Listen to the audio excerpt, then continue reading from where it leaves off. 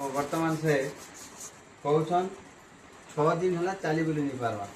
आटा युवक यहाँ गोटे बात है जेन बात के कि अंटार तल के सेटा काम नहीं करे ऊपर सब काम करवा पार्ट काम करवा पेट काम करवा कथा ही पारबे हाथ हले पारबे झुले पारबे किंतु अंटार तल के काम नहीं दे ना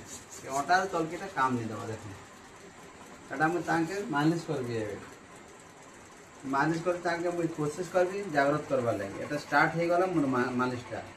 एबे से जागृत करूँ देखो स्टार्ट हो गला तो लोक को चलेबार कोशिश करी केन्ता कले मुझे 1.5-2 घंटा भीतर लोक चलबार कथा पॉइंट पॉइंट को मालिश करा जाए बात रोगी मान लगी मर्दन करबे केते बेले भी आपण माने नहीं डरबे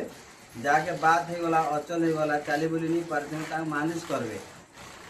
मार्केट में भी मिलसी तेल है मोहना तेल मिलसी अति बड़ा तेल मिलसी रुमा ऑयल भी मिलसी रुमा तेल ऑयल भी मिलसी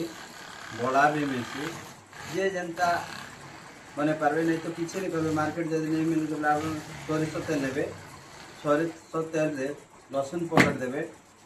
लसुन 10-12 गोली पकाबे लसुन जते बेले लाल हो जावा सोरिष तेल एंता ही गले उतरेबे और तांको मालिश करबे हे प्रभु शरण